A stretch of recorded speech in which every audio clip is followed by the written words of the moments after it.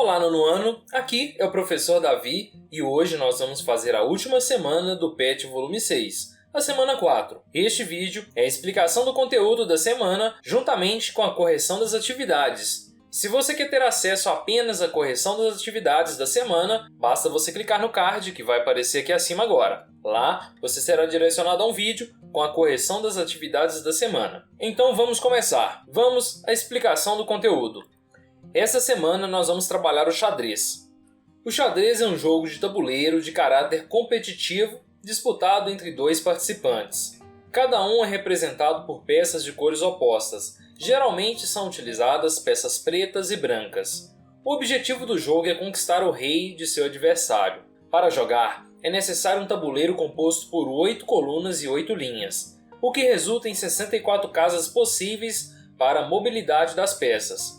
As peças são compostas de 8 peões, 2 torres, 2 cavalos, 2 bispos e uma rainha e um rei. Cada peça tem sua particularidade do modo de movimentar-se sobre o tabuleiro. Ao peão, são apenas permitidos movimentos frontais, de modo que o primeiro movimento de cada peão pode abranger 2 casas. Os outros movimentos se restringem a apenas uma casa à frente. Embora se movimente para a frente, o ataque do peão sempre ocorre na diagonal. Já a torre pode correr sem restrições de números de casas para frente, trás, direita e esquerda, traduzindo, na horizontal e na vertical. O cavalo realiza movimentos de L. São 2 casas em um sentido e uma casa em sentido perpendicular àquela, para qualquer direção. O movimento do bispo ocorre assim como no caso das torres, sem limitação de casas, porém no sentido diagonal, em qualquer uma das diagonais.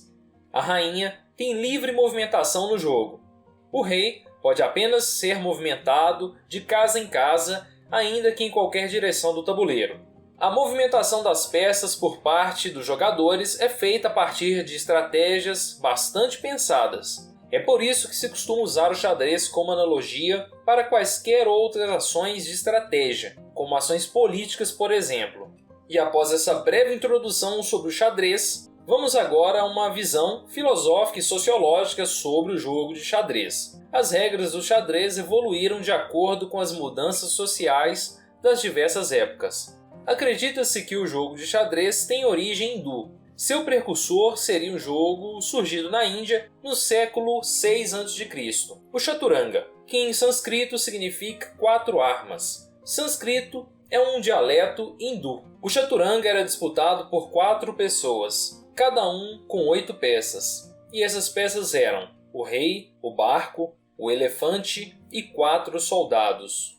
A ordem das jogadas era definida por lances de dado. Não havia rainha, refletindo assim uma discriminação social vigente na época. Quando o jogo chegou à Europa, com a invasão dos árabes no século X, o chaturanga chegou à Itália e ao sul da Espanha. Na Europa, o jogo passou a ser disputado somente por 2 pessoas, assim como é hoje. A moralista sociedade cristã, que condenava jogos de azar, inibiu o uso do dado para definir quem iria começar. No lugar dos reis, criou-se uma peça para a rainha, que tinha ainda pouco valor, andava apenas uma casa em qualquer direção. Referindo-se assim ao pequeno destaque dado à figura da mulher naquele período. O elefante, do chaturanga original, era animal inexistente na Europa, dando lugar ao cavalo, que era um animal de extremo destaque naquele contexto. O vizir transformou-se em bispo. O vizir é como se fosse um subgovernador, e por influência da igreja, passou a ser então o bispo no xadrez.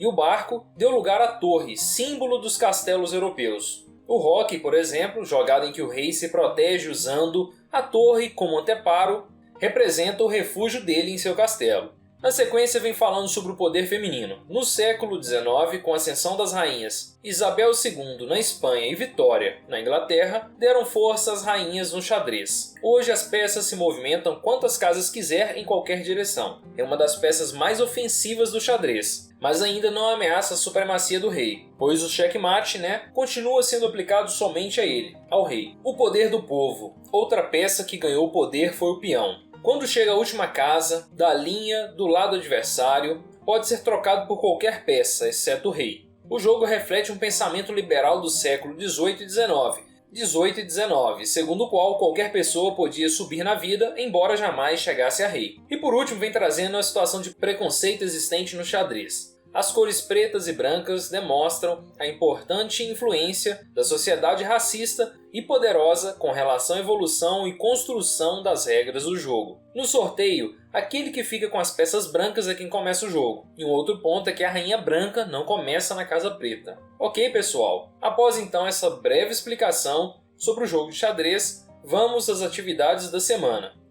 Atividades.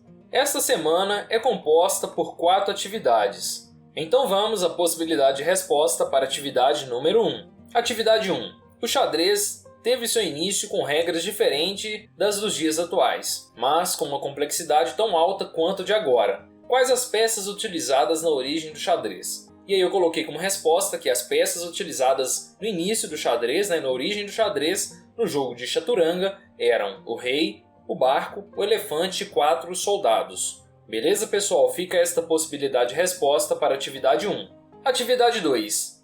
No texto, a última das regras se refere às cores preta e branca do xadrez, que correlaciona a uma situação latente em nossa sociedade atual, o racismo. Mas como percebido, a sociedade influenciou diretamente nas regras, realizando mudanças reais no jogo, bem como na realidade social de sua era. Deu uma sugestão de alteração de regra referente às cores do xadrez, mas atenção, a mudança deve ser funcional. E aí, como resposta para a atividade 2, eu coloquei o seguinte: eu mudaria as cores para amarelo e verde, extinguindo assim a conotação racista atribuída às cores e regras de início de partida. Aqui você pode alterar da forma que quiser as cores das peças do xadrez, desde que não faça uma alteração funcional. Atividade 3. Posicione no tabuleiro 2 bispos e 2 torres, indicando no tabuleiro suas possibilidades de movimento com linhas e setas, não podendo elas estar em situação de captura de ambas as peças. E assim eu fiz, pessoal. Eu coloquei 2 torres e 2 bispos, e indiquei com essas linhas laranjadas a movimentação de cada uma das peças.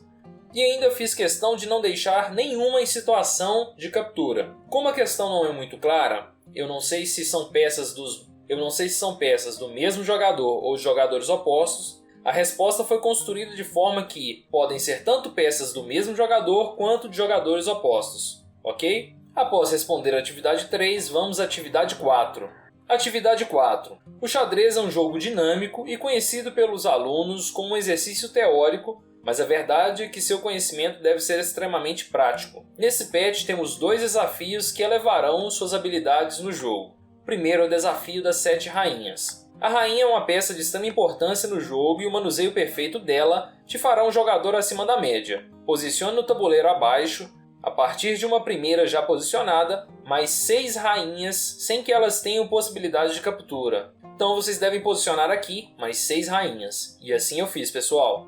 Então aqui está a possibilidade de resposta para o desafio das 7 rainhas. Eu coloquei as outras 6 rainhas, de cores diferentes aqui, e todos os movimentos que elas podem fazer não colocam, ou não estão em situação de captura.